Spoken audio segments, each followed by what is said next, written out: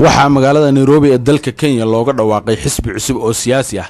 Xisbigan cusub ee ku soo biiray siyaasadda Soomaaliya ayaa waxaa la dhahaa SPP oo loo soo gaabshay Somali Peace Party ama xisbiga nabadeynta Soomaaliyeed. Xisbiga nabadeynta Soomaaliyeed ayaa waxaa ku midaysan sida ay sheegeen beelaha Jareerweyn iyo Banaadiriga iyagoo ay soo qaban qaabiyeen xaflad si heer sare ah loo soo agaasimay. Xafladan ayaa waxaa ka soo qayb galay siyaasiyiin, cuqaal, odayo, culimaa u diin iyo suuliyiin ka tirsan dawladda federaalka ku meel gaarka. Dadkii ka hadlay xafladda ayaa waxaa ka mid ahaa xildhibaan Mawlid Macaane Maxamed. Allahu Akbar.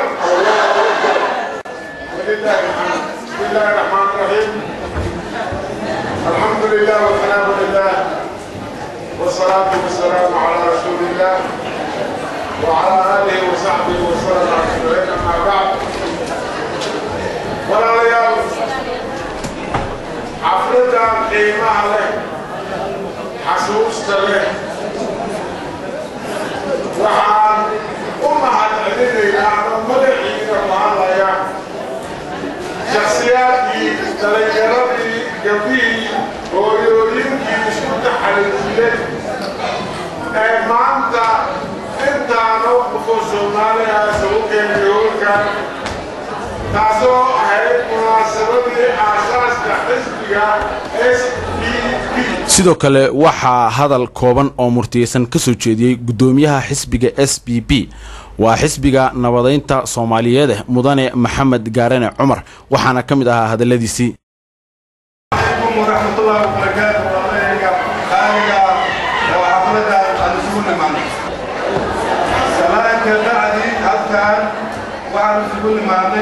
إن المعنى كوكواغنو حزب ميرادو SPP أو حزب نبض الصوماليين وحن ليه كشخصي أهان كقوميدي أهان خوريجا تيك نبض قارو وحن ليه كقوميدي أهان وحن ليه ممن كقوريها وطو قبله نبض كوبابا آيا فيريا خوريجا تيك نبض قارو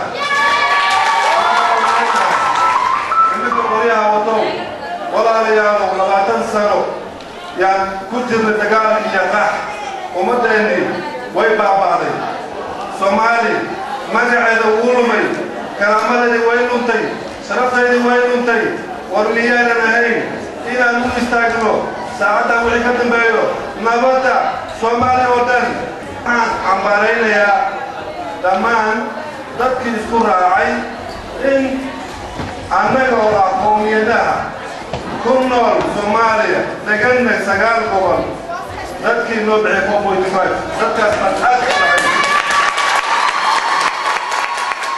si kastaba ha ahaatee xafladan ayaa waxay ku soo gabagabowday jawi wanaagsan iyadoo ugu dambeyntiina ay soo bandhigeen xisbiga SPP majaajilooyin iyo filimaan ay ku soo bandhigayaan dhibaatooyinka loo geysto ama sida ay Soomaalida kale ay u takooraan oo ay u yiraahdaan 4.5 Calula Nuur Calula Somali Channel Nairobi.